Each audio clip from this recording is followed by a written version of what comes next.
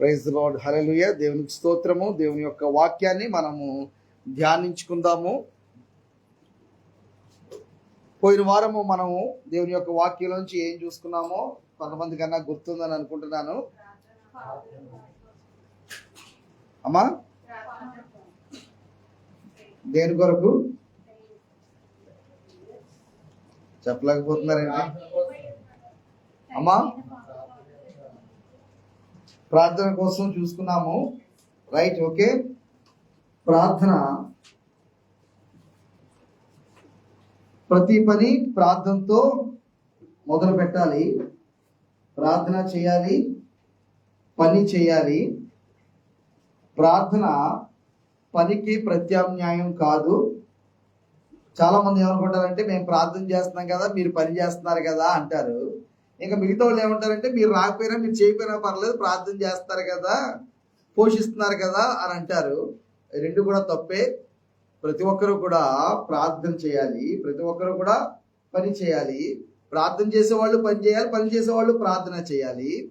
మన ప్రార్థనకు మనమే జవాబు అవ్వాలి.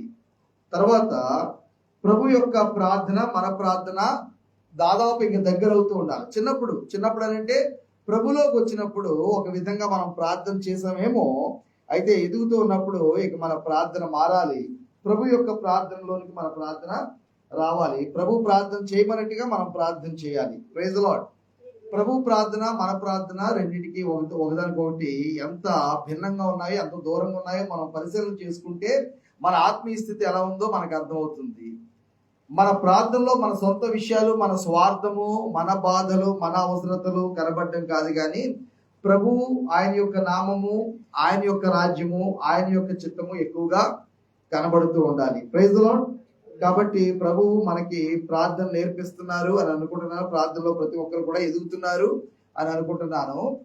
మనము చేసే ప్రార్థనలో దాదాపు 1 గంట ప్రార్థన అయితే అందులో 10 నిమిషాలు మాత్రమే మన వ్యక్తిగతమైన శరీర సంబంధమైన విషయాలు.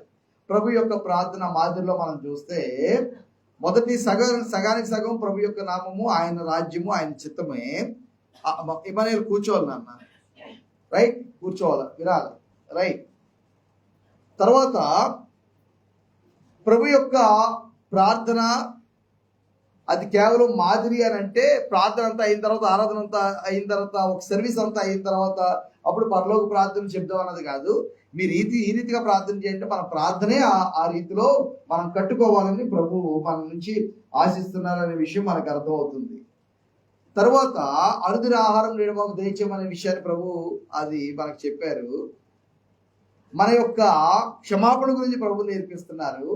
అలాగే శోధనలో నుండి మనము తప్పించబడినట్లుగా మనము ప్రభువుకి ప్రార్థన చేయాలి. ఈ విషయాల గురించి రాబోయే రోజుల్లో మనం ఇంకా దేవుని చిత్తానుసారంగా ఆ సమయాల్లో ప్రభు యొక్క చిత్తమైతే, ప్రభు యొక్క రాకడ ఆలస్యమైతే మనం నేర్చుకుందాం. ప్రైజ్ ది లార్డ్, హల్లెలూయా. ఇవాళ ఉదయం మన ధ్యానం అంతా కూడా, మన యొక్క కాన్సన్ట్రేషన్ అంతా కూడా పేతురు రాసిన మొదటి పత్రిక మనము అధ్యయనం చేద్దాము. ఇందులో కొన్ని విషయాలు, మొత్తం అంతా కూడా 5 అధ్యాయాలు ఉన్నాయి. 5 అధ్యాయాలు కూడా మనము స్టడీ చేయడానికి కానీ నేర్చుకోవడానికి కానీ వీలు అవ్వకపోవచ్చు. అయితే కొన్ని విషయాలు పేతురు రాసిన ఈ మొదటి పత్రికలోంచి మనము ఆలోచన చేద్దాము. నేడు మనం ఉన్న పరిస్థితి, నేడు సంఘం ఉన్న పరిస్థితి, సార్వత్రిక సంఘం ఉన్న పరిస్థితి, భారతదేశంలో సంఘం ఉన్న పరిస్థితికి, మనం కూడా కాకినాడలో ఒక చిన్న సంఘంగా మనం ఉన్న పరిస్థితికి పేతురు రాసిన మొదటి పత్రిక ద్వారా ప్రభు ఏం మాట్లాడబోతున్నారో మనము చూడడానికి ప్రయత్నం చేద్దాము. కాబట్టి మనందరం కూడా ముందు మన బైబిల్స్ తెరిచి కొన్ని వాక్య భాగాలు ప్రారంభ అధ్యాయంలో మనం చదువుదాము. ఆ తర్వాత ప్రార్థన చేసుకుని దేవుని యొక్క వాక్యంలో మనం ముందుకు వెళ్దాము. యేసుక్రీస్తు అపోస్తలుడైన పేతురు, తండ్రి అయిన దేవుని భవిష్యత్ జ్ఞానమును బట్టి ఆత్మ వలని పరిశుద్ధత పొందిన వారే విధేయులగుటకును, యేసుక్రీస్తు రక్తము వలన ప్రోక్షింపబడుటకును ఏర్పరచబడిన వారికి, అనగా పొంతు, గలతీయ, కపదొకియ, ఆసియా, బితునియా అని దేశముల యందు చెదిరిన వారిలో చేరిన యాత్రికులకు శుభమని చెప్పి వ్రాయునది. మీకు కృపయు సమాధానమును విస్తరించును గాక. ప్రార్థన చేద్దాము. మహోన్నతులైన ప్రభువా, నాతో మాతో మీరు మాట్లాడండి. మీ వాక్యాన్ని మీరు విరిచి ఆశీర్వదించి మా మధ్యలో పంచవలసిందిగా, మమ్మల్ని పోషించవలసిందిగా, బలపరచవలసిందిగా, నిత్య జీవం వరకు ఈ సారము, ఈ జీవము మాలో పెళ్ళుపుకుతూ ఉండాలి. అనేక మందిని ఆశీర్వదిస్తూ ఉండాలి.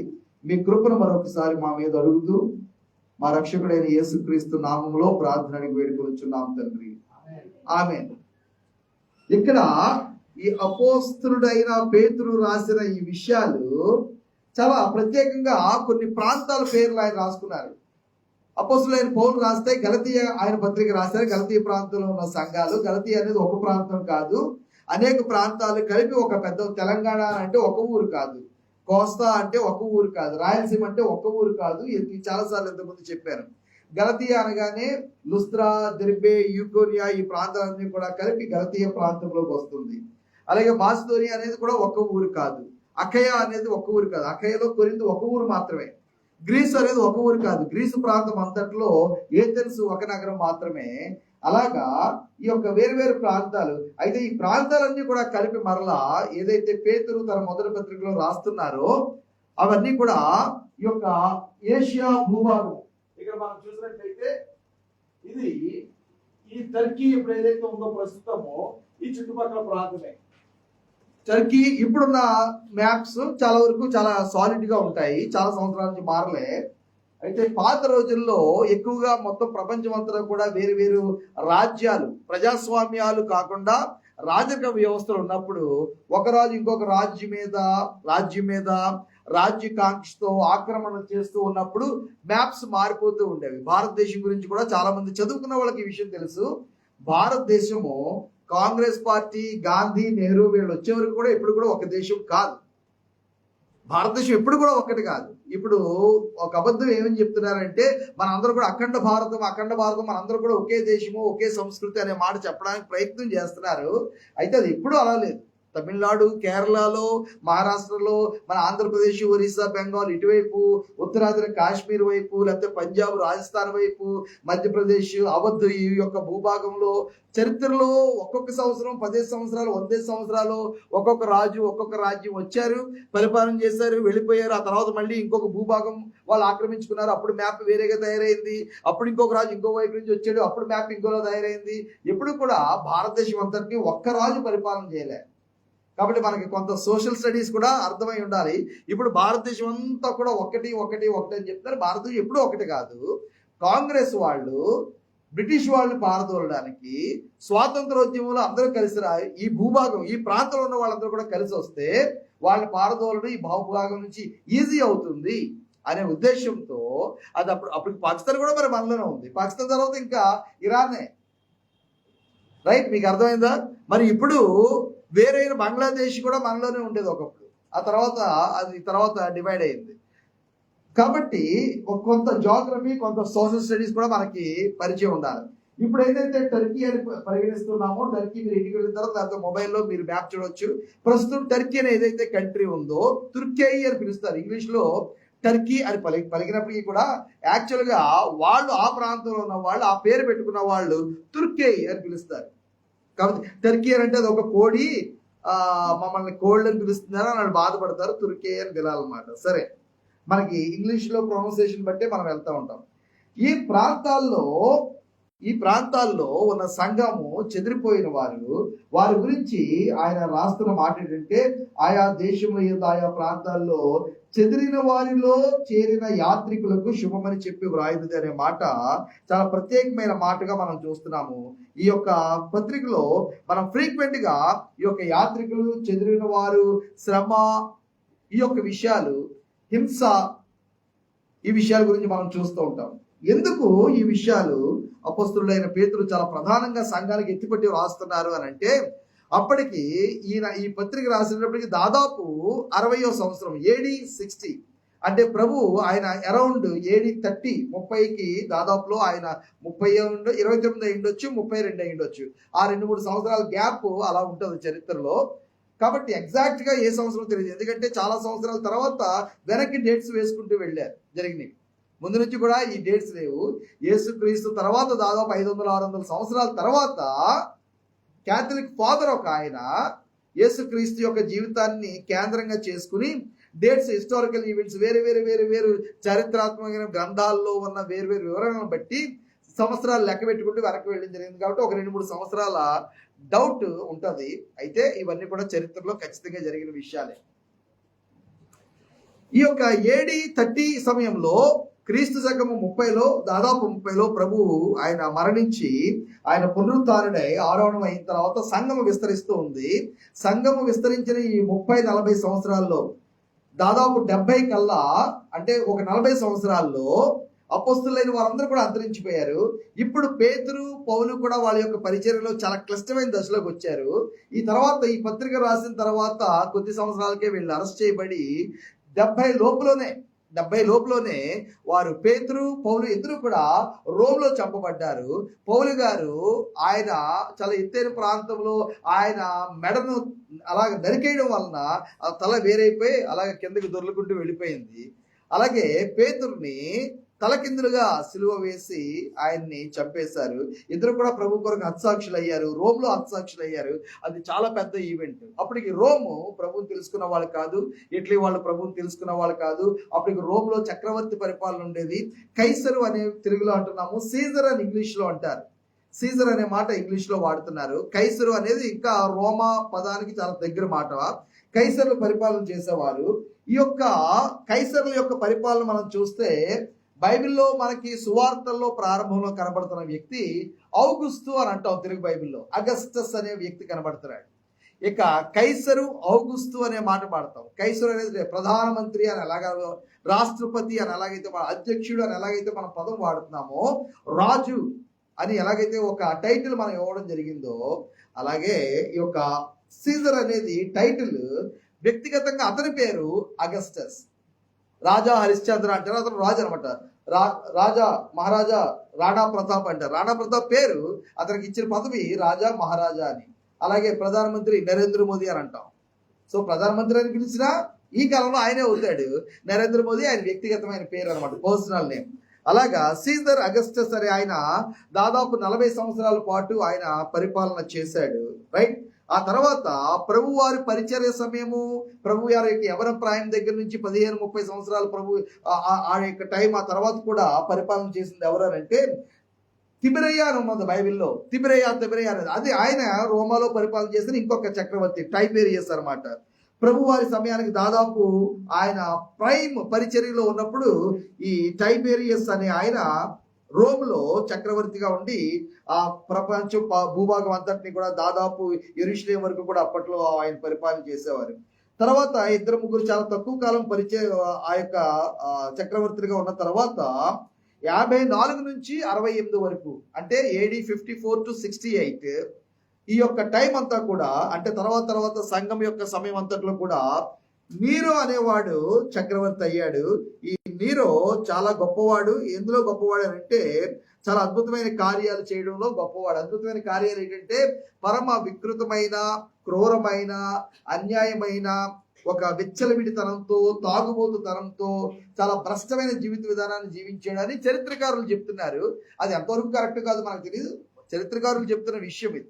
కాబట్టి ఒకవేళ నీరో అంత చెడ్డవాడైతే ఓకే,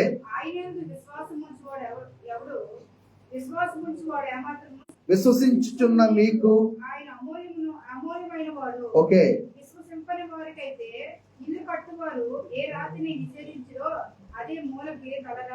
ఈ యొక్క వాక్య భాగాలు కూడా యెషయా 28:16, అలాగే కీర్తనలోంచి మనం చూస్తున్నాము. 118వ కీర్తన 22వ వచనం. మీరు నోట్స్ రాసుకుని కంపేర్ చేసి చదవాలి అంటే ఇది మీరు చదవచ్చు, అధ్యయనం చేయొచ్చు. యెషయా గ్రంథము 28వ అధ్యాయము 16వ వచనం నుండి, అలాగే 118వ కీర్తన 22వ వచనంలో నుండి ఎగ్జాక్ట్గా ఆయన చెప్పాలనుకున్న విషయానికి పాత నిబంధన లేఖనాలను సరిగ్గా కోట్ చేస్తూ ఆయన పోలుస్తూ ఆయన రాయగలుగుతున్నారంటే పాత నిబంధన లేఖనాల్లో క్రీస్తు యొక్క ప్రత్యక్షత విషయమై పేతురు గారికి ఎంత స్పష్టత ఉందో దాన్ని బట్టి మనం ప్రభువుకి వందనాలు తెలియజేయాలి. Praise the Lord. మనకి ఇప్పుడు చాలా మెథడ్స్ వచ్చినాయి, చాలా బైబిల్ స్టడీ, చాలా బైబిల్స్, క్రాస్ రెఫరెన్స్లు, మనకి డిక్షనరీలు, కామెంటరీలు, లెక్సికన్స్. ఒకటే అండి, మీరు బైబిల్ బుక్ స్టాల్కి వెళ్తే మతి పోతుంది అనమాట. ఎవరు అడిగారు సార్ ఈ బైబిల్ కాకినాడలో ఎక్కడ దొరుకుతుంది, ఎక్కడ దొరుకుతుంది అండి అని. బుక్ స్టాల్ కాకినాడ మొత్తం ఆంధ్రప్రదేశ్, తెలుగు రాష్ట్రాలు రెండింటిలో కూడా షారోన్ బుక్ స్టాల్లో దొరకంది లేదు. ఒకవేళ షారోన్ బుక్ స్టాల్లోనే ఏదైనా లేదనంటే ఆంధ్రాలో ఎక్కడైనా దొరుకుతుందని అనుకోవడానికి వీళ్ళే. మనం కాకినాడలో ఉన్నామనంటే అంత భాగ్యవంతులం, అంత దేవుని కృప పొందుకున్న వాళ్ళు. షారోన్ బుక్ స్టాల్ లాంటి బుక్ స్టాల్ మనకు కాకినాడలో ఉంది. కానీ మనకేం పని? ప్రైజ్ ది లార్డ్, మనకు టీవీ ఉంది కదా. మనం బుక్స్ కొనాలి, చదవాలి. నేను నా దగ్గర బట్టలు ఏమున్నాయి, బట్టలు వీలైనంత తక్కువ ఉంచుకుంటా ఉంటాను. బైబిల్స్ మాత్రం నా దగ్గర కొన్ని వేల రూపాయల ఖరీదైన బైబిల్స్ ఉన్నాయి. Praise the lord. స్టైల్ కోసం కాదు, ఒక్కొక్క బైబిల్లో ఒక్కొక్క వ్యక్తి అధ్యయనం చేసి కొన్ని ఫీచర్స్ ఆయన యాడ్ చేస్తారు. కొంత వ్యక్తిగతమైన డేట్స్. ఆయన ఒక ఆయన, థామ్సన్ ఆయన ఒక ఆయన, రైట్. అలాగా ఎవరి మటుకు వాళ్ళు, బ్రూడమ్ అనే ఆయన ఒక ఆయన. వీళ్ళు ఏం చేస్తారంటే వాళ్ళు వ్యక్తిగతంగా స్టడీ చేసిన నోట్స్ కలిపి ప్రింట్ చేస్తారు బైబిల్. వాళ్ళు వ్యక్తిగతంగా స్టడీ చేసిన అన్నీ దొరుకుతాయంటే అన్నీ దొరకవు, అన్నీ అందరిలోనే ఉండవు. కాబట్టి వేరు గొప్ప స్కాలర్స్ వాక్యాన్ని చాలా ప్రేమించేసి తిని అరిగించేసి జీర్ణించేసుకున్న వాళ్ళు చాలా మంది ఉన్నారు. ఒక జీవితం అంతా కూడా డేక్స్ అయితే ఆ రోజుల్లో కంప్యూటర్ లేని రోజుల్లో ఆయన ఇంకా బైబిలే ఆహారము, బైబిలే నిద్ర, బైబిలే పానీయము. డేక్స్ బైబిల్కి అందుకే అంత వాల్యూ. థామ్సన్ చైన్ రిఫరెన్స్ కూడా అలాగే వచ్చింది ఆ రోజుల్లో. థామ్సన్ చైన్ రిఫరెన్స్ ఆయన పని మొదలు పెట్టేటప్పటికి అప్పుడు కూడా కంప్యూటర్ సిస్టమ్ అంత అడ్వాన్స్గా లేదు. కానీ ఆయన వచనము మెలివేసి ఏ వచనము ఎన్నిసార్లు ఎక్కడ ఏ పదం వాడబడిందో అంతా కూడా తయారు చేశారనంటే వాళ్ళు బైబిల్ని మాన్యువల్గా ఎంతగా ఎన్నిసార్లు చదివేస్తుంటారో. లైఫ్లో దాదాపు 40-50 సంవత్సరాలు బైబిల్ ముందేసుకునే వాళ్ళ జీవితాన్ని గడిపారని అర్థం అవుతుంది. Praise the Lord. బైబిల్ని ప్రేమించే వాళ్ళు ఈ గొప్ప వాళ్ళందరూ కూడా మనకి ఒక సాక్షులుగా ఉన్నారు. మూడో విషయం మనం చూద్దాము. 1 పీటర్ 2:22, 2వ అధ్యాయము 6-7 వచనం మనం చూసాం కదా. 22వ వచనం చూద్దాము. ఆయన పాపము చేయలేదు, ఆయన నోటను ఏ కపటమును కనబడలేదు. ఇది ఎక్కడి నుంచి ఆయన డైరెక్ట్ గా కోట్ చేస్తారు? ఇది కొంతవరకు మనం చెప్పగలం. పేతురు గారు ప్రభువుని గురించి మాట్లాడుతూ పాత నిబంధనలో ఒక లేఖనాన్ని ఆయన కోట్ చేస్తున్నారు. ఆయన పాపం చేయలేదు, ఆయన నోటను ఏ కపటమును కనబడలేదు అనేది యెషయా గ్రంథము 53లో మనందరికీ కూడా తెలిసింది. Praise the Lord. కాబట్టి పేతురు ఆయన బ్యాక్గ్రౌండ్ని బట్టి ఆయన పాత నిబంధన లేఖనాల్లో పాత నిబంధనలో కనబడుతున్న క్రీస్తు యొక్క సారూప్యము, క్రీస్తు యొక్క దాన్ని ఏమంటారంటే మేనిఫెస్టేషన్, దాన్ని ఆయన గ్రహించగలిగారు. దాన్ని ఎత్తి పట్టుకుని యూదులైన వారికి అన్యులైన వారికి కూడా పాత నిబంధన లేఖనాలలోంచి ప్రభువుని చూపించగలుగుతున్నారు అనేది మనం చాలా మెచ్చుకోవాల్సిన విషయం. అలాగే 3వ అధ్యాయము 10వ వచనము 1 పీటర్ 3, అది కూడా మనకి బైబిల్లో, తెలుగు బైబిల్లో డిఫరెంట్ సెటప్ లో ఇవ్వబడింది కదా, యాకండిగా ఇవ్వకుండా అది కోట్ చేశారనమాట. చెడ్డదాన్ని పలుకకుండా తన నాలుకను కపటపు మాటలు చెప్పకుండా తన పెదవులను కాల్చుకునేవాడు. ఓకే, అతడు కీడు నుండి తొలగి మేలు చేయవలెను, సమాధానం వెతికి దాన్ని వెంటాడవలెను. రైట్. 34వ కీర్తన 12వ వచనం ఒకసారి తీద్దాము. 34వ కీర్తన 12వ వచనం తొందరగా తీస్తే మనకి టైం సేవ్ అవుతుంది. పిల్లలారా, మీరు వచ్చి నా మాట విని ఓకే యెహోవా యందు భయభక్తులు మీకు నేర్పెదను. మేలు నొందుచు అనేక దినములు బ్రతుకు కోరువాడు ఎవడైనా ఉన్నాడా? చెడ్డ మాట పలుకుతున్న నీ నాలుకను. ఓకే, సో ఆయన తన ప్రసంగము తను రాస్తున్నారు. ఒక పత్రిక రాస్తారంటే ఆల్మోస్ట్ ఎక్కడో దూరంగా ఉన్న వాళ్ళకి ఒక ప్రసంగాన్ని పంపిస్తున్నారు. ఆ ప్రసంగంలో తన మాటల్లో పాత నిబంధన మాటల్ని కోట్ చేస్తూ ఆయన రాస్తున్నారు అనే విషయం మనకు అర్థమవుతుంది కదా. అలాగే 1 పీటర్ 5:5 మనం చూద్దాం. 5వ అధ్యాయం 5వ వచనం. చిన్నలారా, మీరు పెద్దలకు లోబడి ఉండి మీరందరూ ఎదుటి వాని ఎడల దీన మనస్సును వస్త్రం ధరించుకొని మిమ్మను అలంకరించుకుని అనే మాట ఉంది కదా. సామెతలు 3:34 ఒకసారి తీయండి. Proverbs 3:34, 3:34.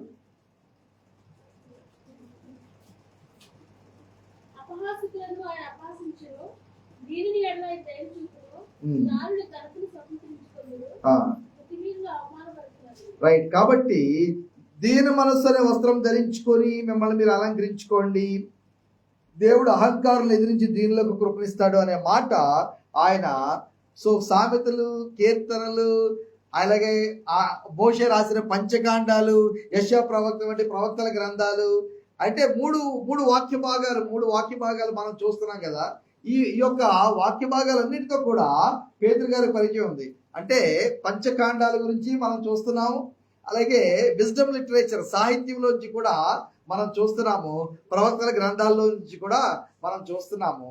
కాబట్టి పేతురు పాత నిబంధనలో అందులోని మరలా ప్రభువు ఏ విధంగా కనబడ్డాడు చూపిస్తున్నారు అనే విషయాన్ని మనం అధ్యయనం చేసినప్పుడు మనం నేర్చుకోవాల్సిన విషయం ఏంటంటే, మనం ఎంత చదువు లేని వాళ్ళము, జ్ఞానం లేని వాళ్ళము, సమయం లేని వాళ్ళము, బహుశా కొన్నిసార్లు పని లేని వాళ్ళము, అంటే సంపాదన లేని వాళ్ళని మనం ఎన్ని రకాలుగా మనం కింద పెట్టుకున్నా, తక్కువ పెట్టుకున్నా, వాక్యం అధ్యయనం చేయడానికి పాత నిబంధనలో నుంచి ప్రభువుని మనము కనుగొనగలడానికి, చూపించడానికి, ఆ తర్వాత మనం పరిచర్య చేసినప్పుడు కూడా ప్రభువును చూపించడానికి మనం ఎంతగా ప్రయాసపడాలి, ఎంతగా జ్ఞానాన్ని సంపాదించుకోవాలి, ఎంతగా వాక్యం మీద మనం పరిశ్రమ అనేది చేయాలి అనేది మనకి పేతురు గారు పెద్ద స్కాలర్ కాదు, ఆయన సాధారణమైన అరబిక్ భాష మాట్లాడేవారు, సాధారణమైన ప్రజలు మాట్లాడుకునే భాష.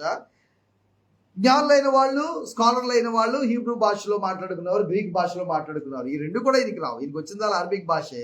అయినప్పటికీ కూడా తనకున్న పరిమితులన్నింటినీ కూడా దాటి ఆయన దేవుని యొక్క వాక్యాన్ని అధ్యయనం చేశారు, సంఘాన్ని ఆయన దీవించగలుగుతున్నారు అనే విషయాన్ని మనం అర్థం చేసుకుందాం. Praise the lord.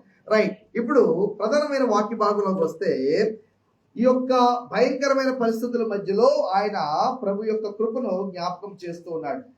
పేతురు రాసిన మొదటి పత్రిక 1వ అధ్యాయము 13 నుంచి మనం చదువుతాము. 13 నుంచి కిందకి మనం చదువుతాము. కాబట్టి మనస్సు అను నడుము పట్టుకొని నిబ్బరమైన బుద్ధి కలవారై యేసుక్రీస్తు ప్రత్యక్షమైనప్పుడు మీకు సేవడి కృప విషయమై సంపూర్ణ నిరీక్షణ కలిగి ఉండి. రైట్. ఈ యొక్క చూడండి, పైన మనం చూసినట్లయితే 5వ వచనం నుంచి మనం చూస్తే ఆల్రెడీ 4వ వచనం వరకు మనం చదివాం కదా.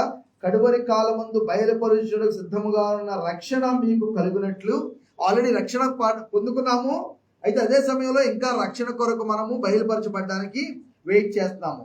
ఈ యొక్క రక్షణలో 3 దశల గురించి నేను చాలాసార్లు చెప్పాను, మీకు గుర్తున్నట్టుగా ఉంది. ఆల్రెడీ మనం రక్షించబడిపోయాము, అయినప్పటికీ ఇప్పుడు మనం రక్షించబడుతూ ఉన్నాము, రాబోయే రోజుల్లో పూర్తిగా రక్షించబడతాము. We're already saved, we're being saved and we will be saved. 3 కూడా కరెక్టే.